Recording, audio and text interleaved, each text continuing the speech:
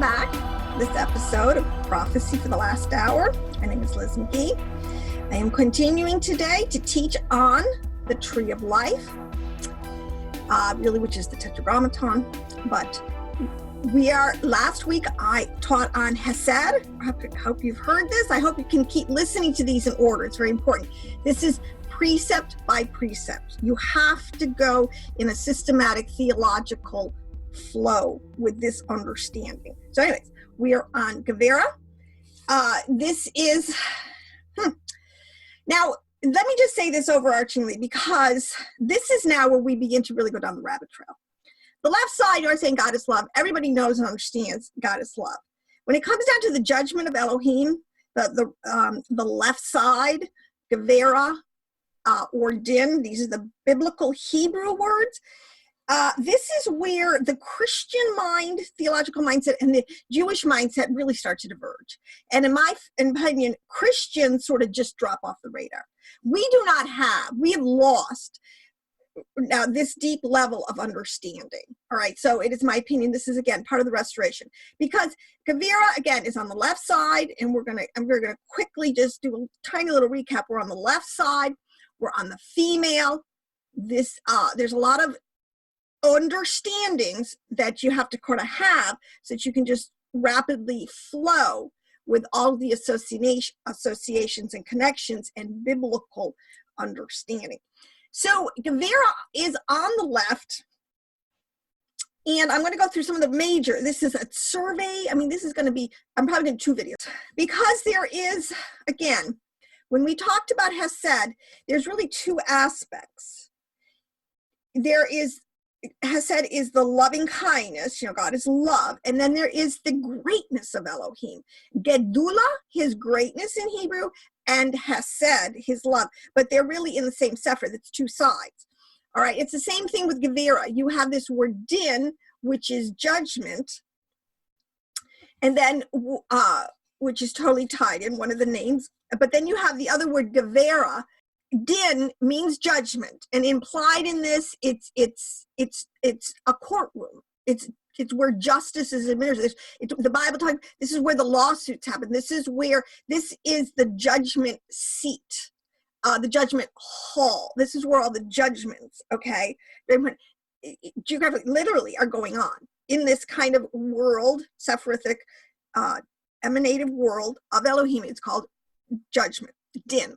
The other side of it is called Gevurah, and it's also, you'll see it, so I can get this out of the way, Geburah and Gevurah pronunciations, and it really has to do with the Vav. Is it a V or is it a B? This is all, so Geburah or Gavurah, okay, so those who have a little more Hebrew understanding. But this represents the power. This akin to, so if we had the greatness of Elohim over on the side of Hesed, then now we're equating with the power, okay? And these words is what I keep saying. In the Hebrew, these words are very specific. This is why you want to mine them, because the treasure's in there. Greatness is one thing, but power, there's a whole, wow, we can think much more deeply and get a lot out of that. So it's power, it is strength. All right, so this is Elohim's strength, his power, his might, and his mighty arms. This is why, and theologically, because we went from having a courtroom situation, right, into all of a sudden now power and might. So in other words, if you're the judicial law of the government, so to speak, and you have a court and you can administer a sentence, well, then you've also got to have the authority, the armies, the personnel to implement the sentence. That's why these 2 go together. And that's exactly what's going on. This is the heavenly court. Now, that is one huge archetype. And I'm going to try to go over this a lot today on Gevurah as the seat of judgment, and where Yahweh's power and his chastening angels, his armies, his magistrates, his deputies, his servants go out and execute what has been decided. Okay, now that's one huge mindset there. There's another one I want to go quickly over, because what I'm going to give you right now, let me digress one more, come back out a little bit. Gevurah is up here. Remember, this whole Sephirothic tree, it's patterned after tree. and you have the root, you have the branches and the leaves at the top, you have a big trunk in the middle kind of thing, so, and then you have all these roots, okay, and this is, and it's huge, and there's a lot of, but where we are geographically, this is always what they do, this is very important, and I have said Hesed is on the right side, the shoulder, so we're in a body, so one of the things you have to understand, like Adam Kadmon, tree of life. This is Paul, the body of Christ, the body of Elohim. It's all the same thing. So we have to relate it, one of the other things they related to a body. So the right and left shoulders, you have Gevurah and Hesed. These are the shoulders which start to extend out to arms. This is why you see these side pillars. Again, we got the right side and the left side. These are the arms of Elohim. Starts at the shoulder, branches down to the elbow and to the hand. And this is, and they relate theological principles to all this stuff. It's extremely it is complex and comprehensive, but it's so exhilarating to learn this stuff, in my opinion. Okay, so what you understand, these shoulders, arms, and also in the, if you're looking more at a tree analogy, I mean, this is the branches. These are out of the trunk, then come main branches. So we are now splitting. Said, and we're coming down now on the left side, as I did a lot last week with Hesed. You're coming down on the right side into Chokmah, Hesed, and Netzach. Okay, those all flow that way. But here we're on the left side with Gevurah, and the left side you start with Bina, the heavenly mother, Gevurah, and Hod. Now the thing that's really why I say there's such a divide between Jewish and Christian understanding at this level, it really, because first, and this is one of the great restorations, we don't have a correct theological understanding of the feminine, the divine mother, the left side, Elohim, all the references to, you know, our heavenly mother, to Ima, Abba, Ima, right? There's so many words. I mean, it's, when you start to see it, it's so obvious it's there. So it's not a theology that I'm making up or anybody else is making up. This is deep Hebraic theology. And because of the way we are in the translations in English, which is a non-gender, it's a neutral gender language, we have no concept of this. So you have to get back to the Hebrew.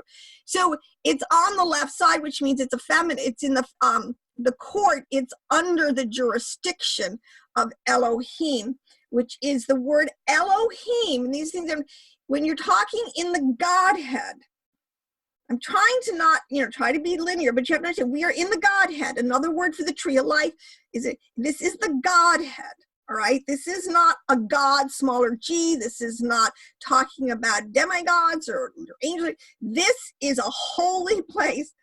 This is Adonai Elohim, all right?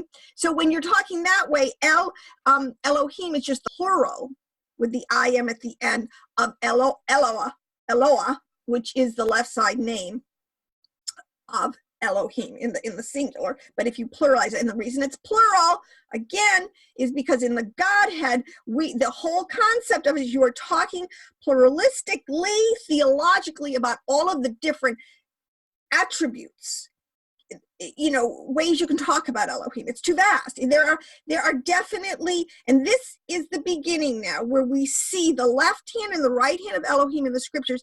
He's got his left hand of judgment and his right hand of mercy.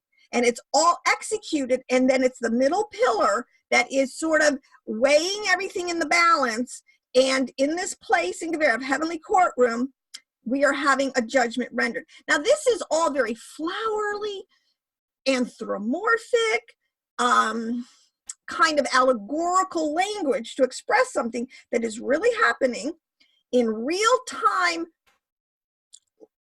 according to real time, what I call the physics of the supernal worlds, all right? And they do get weighed in the balances, and this is, all right, no, that's all I'm gonna say on that.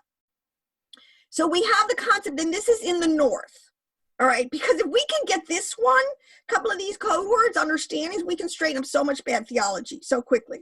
But when the Bible talks about the sides of the north, all right, now let me show you these relationships. It is talking about this Sefiroth energy, dominion, world, mansion, room. I mean, there's so many, palace, you know, but basically for our dimensions, think of it as a dimensional, you know, because see what we have to do, and I'm sorry, we have to, these are living energies. This is alive. These are, this is an intelligence of Elohim, all right? So, and it's also where you have the fear of Elohim on this side, the left side. That's why it's equated with the fear of Elohim. What it means is you kind of, when you get into the courtroom, look at it.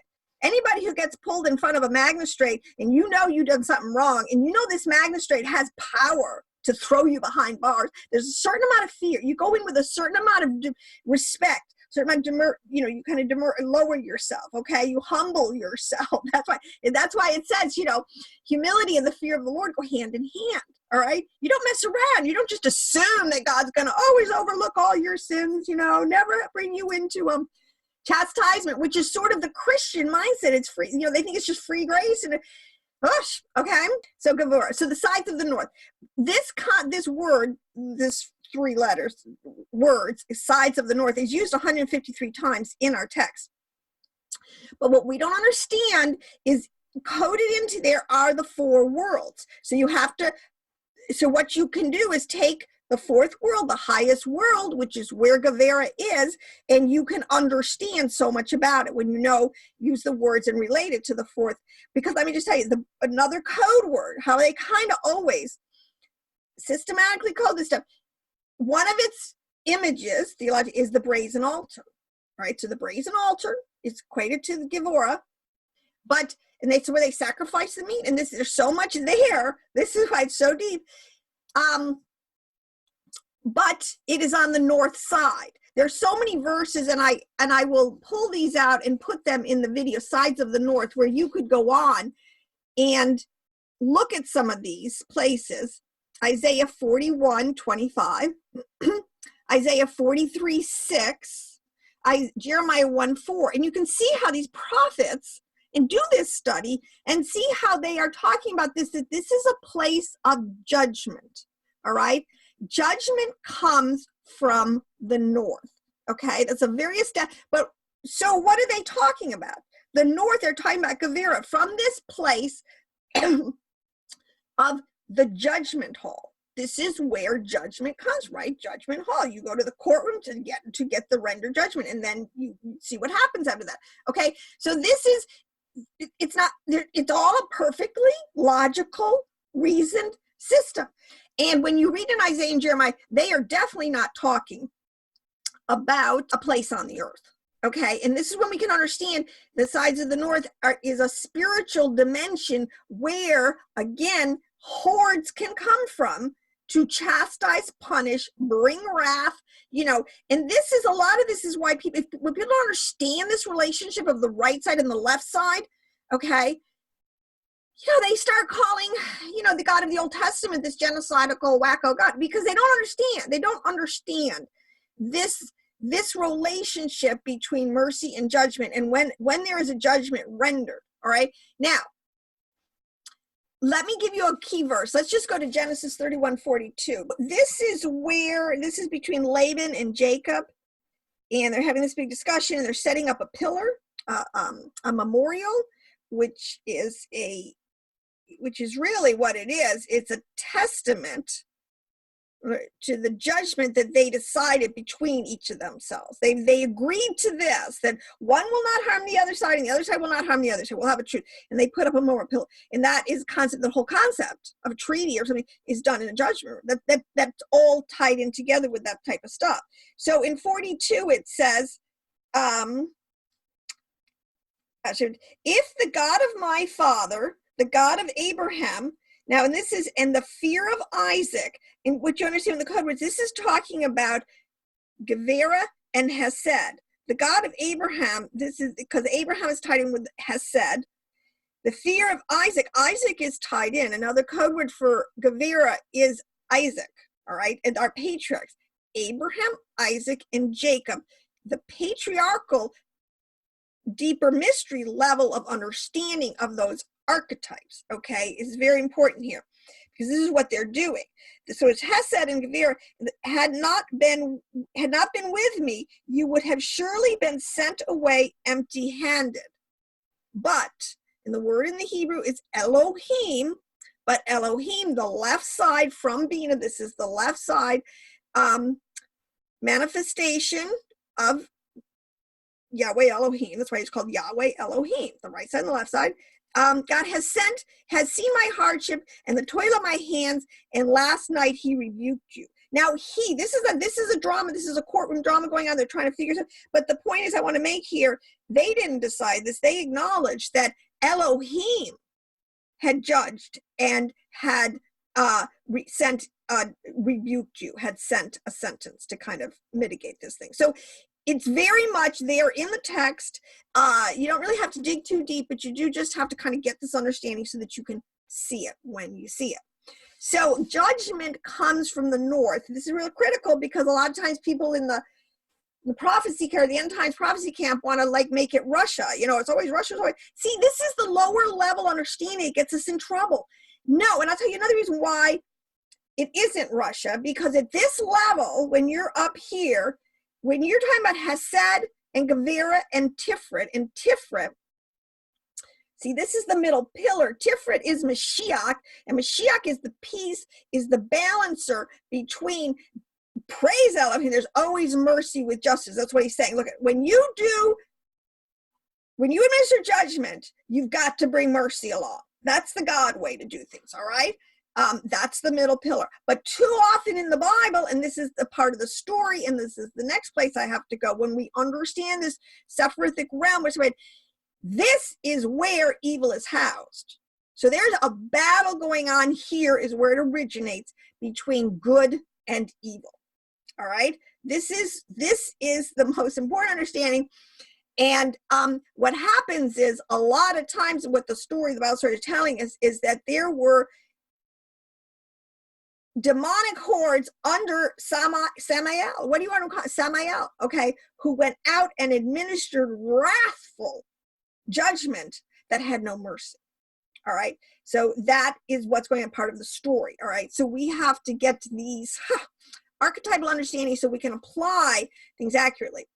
So let me just recap over here on the left side, the feminine, and the sides of the north is the geography. Okay, so that's one thing you have to really understand, because as I told you, Hesed is the south, Tiferet is the east, and Malkuth is the west. And this all replace is if you plot this out, one of the things that, you know, is kind of most people never think about, but is what you have to train them. When you're looking at a Kabbalistic chart, it's two-dimensional, it's flat, but it's not really. Okay, so you have to take that. I've always said, something going to be a nice graphic. You have to take that. What it makes is a cross, and I've done you. This is so incredible. All right, but then if you fold it up into equal sides, it forms a cube. This is the cube of space. This is there on pin. This is including the heavens and the earth, and it starts here. You always start. Let me get my orientation above. Right, the top is above. Right, that's a no-brainer. Below is down, this pointing this way. This is the axis, the middle pillar. And then you have the north is on the left. And if you're looking at a flat Sefiroth chart and you're looking at Hesed and Gevurah is indeed on the left. All right. So everything confirms everything else in all of these relationships. Now, let me get back to this concept of the judgment seat. Okay, so this is where Elohim, you know, sits in judgment. This is the judgment seat. Now, let me just say, I was going to finish this point with Hesed, Gevurah, and Tiferet. This forms, this is the soul realm of Neshama. This is the world of Beriah. This is the throne room of Elohim. This is the city of our, you know, I'm using the Christian Bible words, city of our God, all right, which is really is Zion, the heavenly Jerusalem. This is the upper heaven. This is the throne room. This is where Yeshua ben Joseph ascended back up to. And of course, now he sits on the right hand in Hesed with the Father. He is the name. There's nothing higher than him now. There's no other judge or court of appeal per se above him. All right. And then he works in perfect harmony with his Father. So it's just one complete beautiful flow. Okay. So this place of the heavenly court is very real. And this is something this is so deep, because when you get into this in the writings, and the rabbis will tell you, the sages, the prophets, I don't want people think that this is just from the 15th century on kind of Jewish fable, you have clueless. If that's ever come out of your mouth, you're clueless. All right, I'm sorry. I can't take that on today. But that's totally void of understanding statement. Now, this heavenly court, which is also known the left side.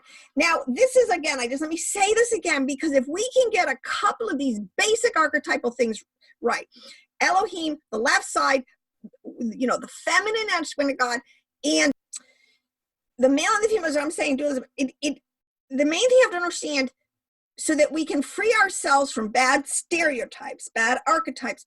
None of this has to do with gender.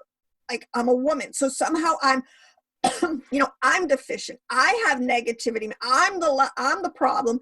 I need to be a lower level entity, sort of, in this thing. See, that's all wrong. The female, we're talking about energies. There's a dualism of a positive and a negative. There's a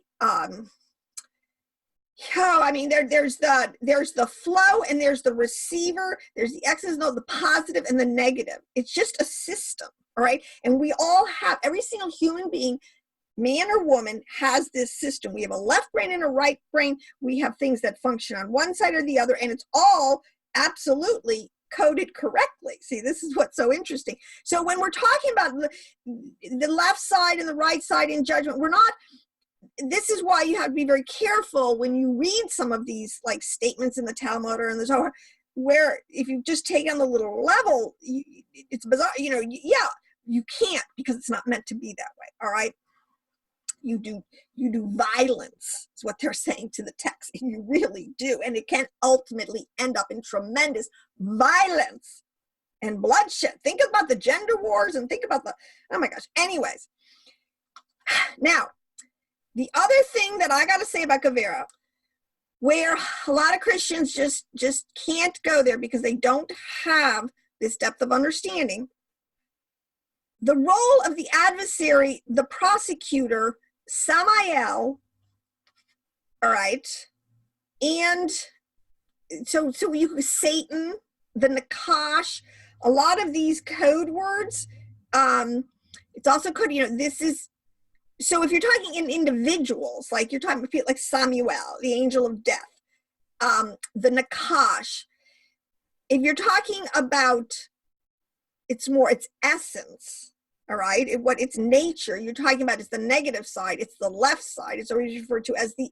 other side, okay? This is where evil exists.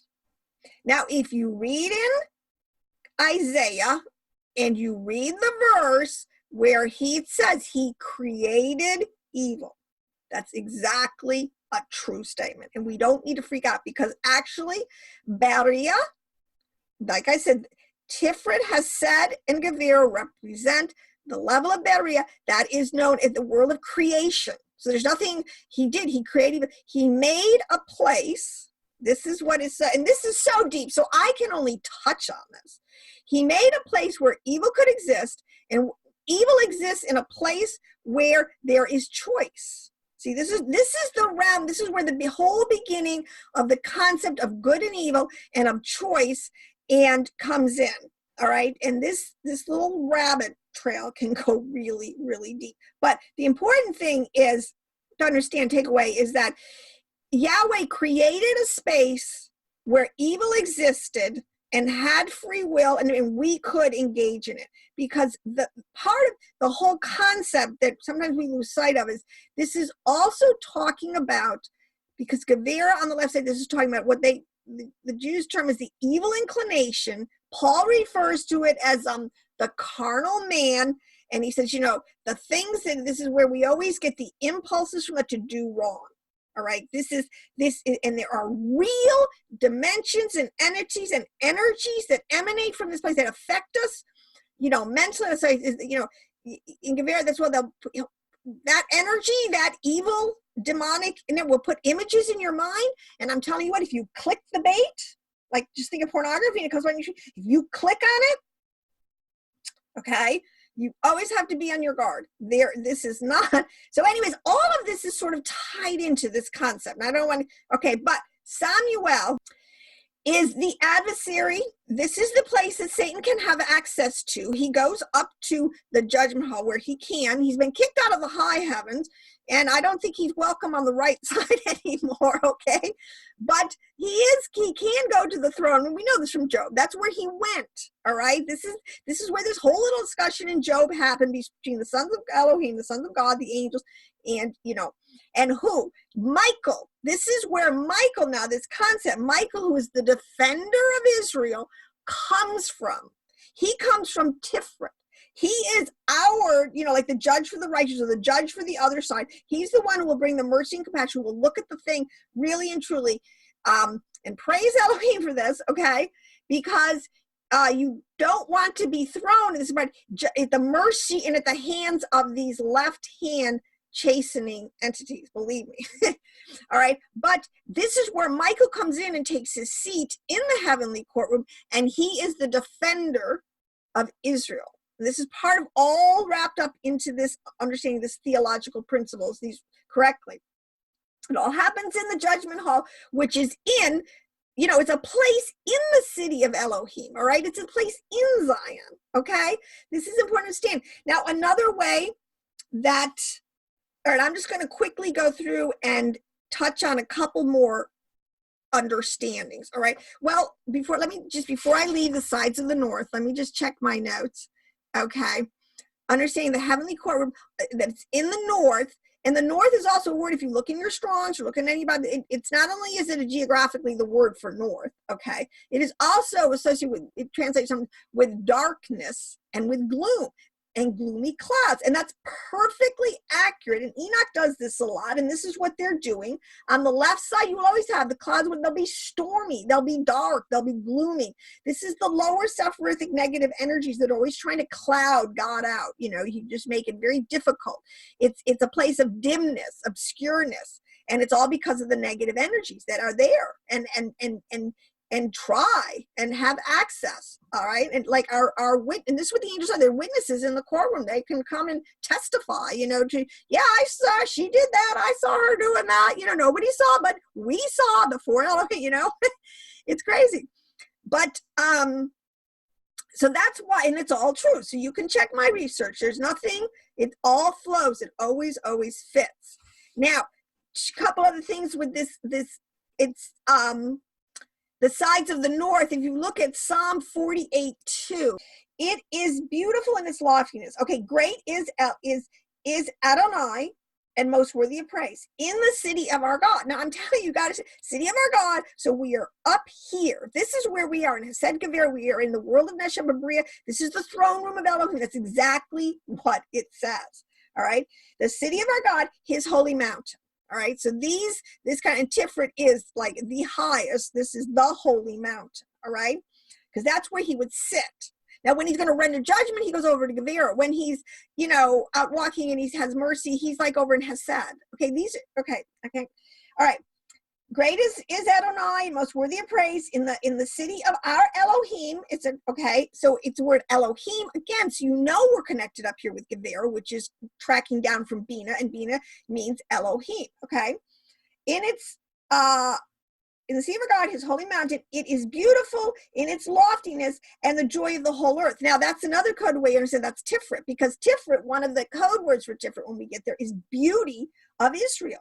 That's when, all right, and I'll go in there, but it is the joy of all the earth. But like the utmost heights, and this is what's crazy about the translations that make it's translated here, the heights of Zephon. It's like, what's Zephon? Nobody knows that. So they just kind of gloss over it. And you don't see the T, it's not Zephon, it's the north. I don't know why the translators do this. Go look it up. It's the signs of the north. And every other place they'll use translation sides of the north. But this is important to understand. Okay, we're in a place here. And Elohim is in her. Okay, Elohim, Bina, feminine, is in her citadels. And he has shown himself to be her fortress. Okay, so there is geography. Also, let me say it's coded for geography with the sides of the north. If you look at all of the temple, I'll give you two more places that completely confirms itself, more confirming witnesses. In the brazen altar, which is, okay, the brazen altar, bronze altar, which is also sometimes brass and bronze. It's a very confusing translation, but basically they're both shiny. There's, whether it's brass or bronze doesn't matter, okay? It's the metal that's equated with judgment, number one. So there again, we're tied right back into Gevurah, to Din. And it had, on the altar, it had 4 horns. Okay, this is what's telling you there are 4 quadrants. These are the 4 corners. These are the 4 principalities. These are the 4 worlds. So one of those worlds is up here in the north, and it represents Hesed, Gevurah, and Tiferet. Okay, so I hope you get that. It totally flows. Now, this, and what goes on the bronze altar, oh my God, so deep. This is where we get into the animal sacrifices and the meat and what's going on, and we will get down that rabbit trail, I promise you. But now the other thing is the north is equated again with Dan. Okay, the tribes. When the tribes, if you took my little, the cross, right? And a lot of people have done this. Go online, Google it. There's the tribes of Israel, the 12 tribes, camped in a way that if you looked at it from a plane or aerially on a flat surface, this is what it looks like. Okay, so it's always, so anyways, Dan, his tribe, he was the lead tribe, and his banner, he is on the 4 wheels, he's the serpent. All right, Dan is the serpent. It's equated, that's one of the symbols.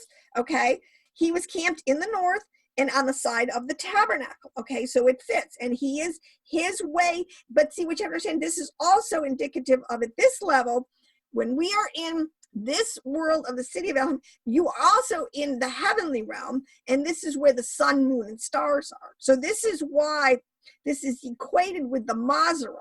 The best way to understand at these levels is to understand the influence. This is where they get into equating it with the planets and the influences in the heavenly realms and the relationships, okay, that are going on there according to the Mazarah and the zodiac. All right, because this is all designated on the zodiac also. It's written in the heavens. The tree of life is written in the heavens also. It's engraved. It's awesome, okay?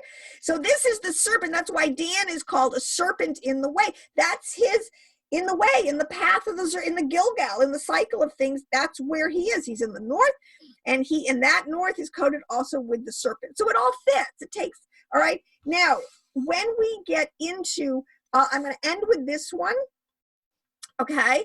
Because this one is, again, very important to understand. This is fast. The Levites and the priests. This also is coded into the whole relationship. The Levites and the priests. The Levites are on the left side. Remember this. You should know this from your Bible stories. Okay. The priests are on the right side. Okay. This is also coded into the understanding why some things on the right clean and the left side unclean. All right. Because there are on the left side, there are unclean energies. And this is what we have to cleanse ourselves of. And this is the job of the Levites as they serve in the temple, to cleanse. And this is why they personally had so many laws and rituals and that they had to, things that they had to do, requirements, ordinances, where they had to be clean. Like why they had to shave all the hair of their head. I mean, not only their head, but their whole body. You know, people, what the heck is up with that? Well, it is so fascinating. I can't go down there. But this is how, when we understand how energy transfers itself, it jumps, you know, from one. That's absolutely, that's a brilliant idea. You just keep your body hairs off of your outer flesh, and and truly those energies cannot jump. This is, if you understand a lot of this with intention, in your righteous and holy, these are protective. These are ways to totally keep you protected. On the flip side, you have the right side has said, they don't have to work so hard at being clean or unclean, or the priests are naturally holy. This is the point. They come from. Now, I will tell you something here right now. This is when you get deep in the Kabbalah. This is an interesting side note. Let me do this rabbit trail quick, because it's important at this point.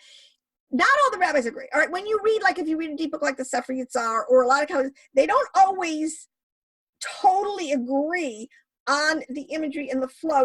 Like, we know this is irrefutable. We know that Abraham is Hesed, Isaac is Gevurah, and Jacob is Tiferet. That's, nobody disagrees with that. But when you get down to Aaron and Moshe, who are represented patriarchally by Hod and Netzach, which is right below Gevurah. So Aaron, some people put Aaron on the right side, and some people put him on the left side. So Moshe and Aaron are kind of, according to the system, according to the tradition or to the system of sages that are right, that you're following, you know. And I've seen arguments on both sides, and, you know, I don't know, it's pretty, you know, when you understand the whole thing, because the Levites are all descendants of Levites, but Aaron is the first high priest, so it makes sense to me you put Aaron on the right side. So, you know, this is all really deep stuff, but when you understand what's going on, it you know, we can help establish the truth when we get up to speed, as Paul says, grow up in understanding.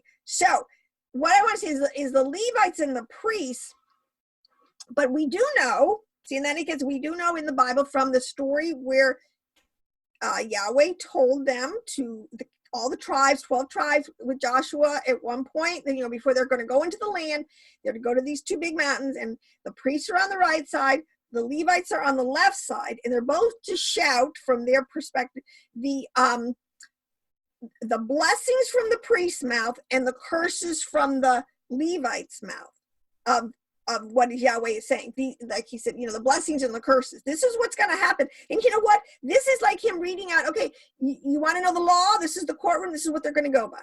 You do this on the left side. You do the curses. You do this. Okay, you come in and judge. You do the right side. Okay, so this is so Kabbalistic. This is so referring on a tree of life and understanding. But again, what I just need to say about this is this patriarch, Aaron and Moshe, don't quote me on it yet because I'm not like 100% sure where I would put them down. So, and not that you, okay, but the Levites and the priests, this is another huge understanding here. Now, this is why on the left side, and this is another thing people need to understand, you know, you can't like throw the baby out with the bathwater and like all feminine is bad, that this is the, I mean, there are righteous souls. See, David is from the left side. This one, David is a man of war. Oh, this gets so interesting, and how he comes down. He's the king of Malkut. He's the one, there's a reason for this. But when you go into the Bible and you study the great saints, sages, prophets, heroes in the Bible, they come from the left side. And then they have all ways of coding this, you know. And I'm going to start like Edom. All right, we'll just start with this. I'll go with this. Another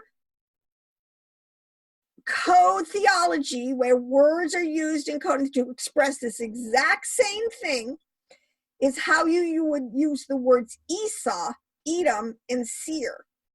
Okay, now, because again, Esau, brother of Jacob, okay, son of Isaac and Rebekah. So here we have Esau and Jacob, twins in the womb. So interesting, because this is where it gets really deep. This is where, because I have to say this, when you're talking about this world of Gevurah, this Sefiroth, this is also just coated with silver, no, coated with gold, all right? This space is a place where, like I said, evil can exist, dualism can exist. This is a place which is where the demons abodes.